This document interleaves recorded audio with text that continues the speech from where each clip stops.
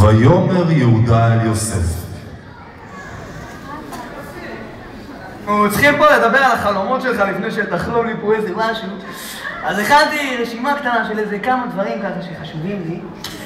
אוקיי. כסף, ממון וזר. תבחר! בגדול מה שאתה רוצה לחלום בשבילי יהיה בסדר. כל אופציה מבין השלוש תהיה טובה. ויאמר יוסף אל יהודה. מה? סליחה, בדיוק חשבתי על משהו אחר.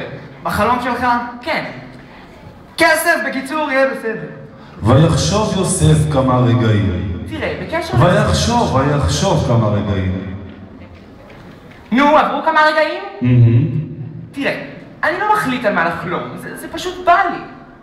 אני דיברתי עם ראובן. הבנתי שחלמת בשבילו על עדר עזים, על בקר, על שור. הוא ארגנת לו את כל המקנה. תראה, אני לא רוצה עכשיו להתחנף פה, ואני לא רוצה שתתחיל לחשוב מה אני אוהב, איפה חולמים את זה, מה עושים עם כל זה. רק כסף אם אפשר.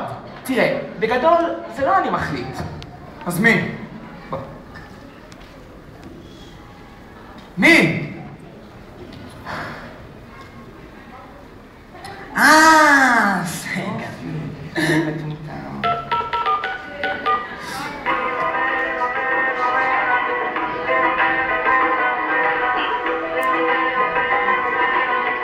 הלו.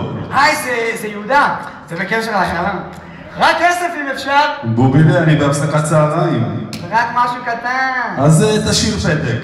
איפה? בכותל, איפה? ויאסוף יהודה את מקנהו ויעמיס על חמורו את אשתו והילדים וילך ועל גבו צרותיו וילך בחמסים, בשרב, בגשמים. איזה גשמים? אמצע יוני. סליחה. ובהגיעם לירושלים ראו לפתע מולם... אורבים! מה אורבים? מה הקשר אורבים? אורבים זה סימן רע, לא? ומולם הכותל. הכותל! וישם יהודה פתק בכותל. למישהו יש דף? אתה! יש לי מכתביות, זה עוזר? תביא! בבקשה. נוצא למישהו?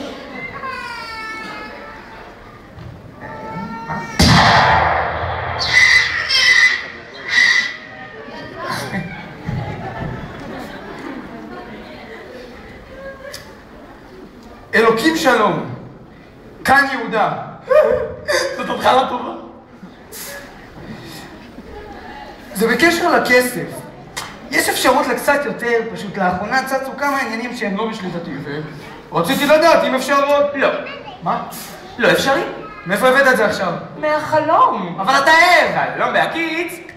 תראה יהודה, אין כסף. אנחנו גם ככה בחריגות עם כל ההוצאות האחרונות. הגידולים בשדה, העזים, הפלזמה. זה עוד כסף. אז כרגע בחלום שלי אתה די אני. כן, אתה! אבל תראה יהודה, הכי חשוב שתהיה מאושר. כי אושר זה הרבה יותר חשוב מכסף. נכון ילדים? אבל הבטחתי לילדים שלי סוני פלייסטיישן.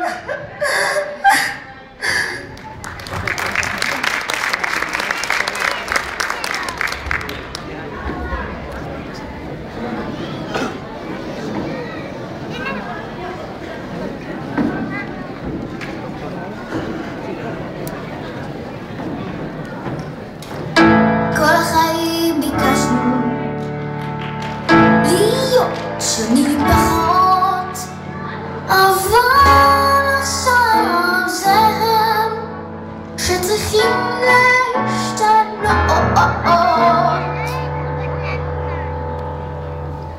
מספיק לחיות בשקר, זה זמן לצאת לאור.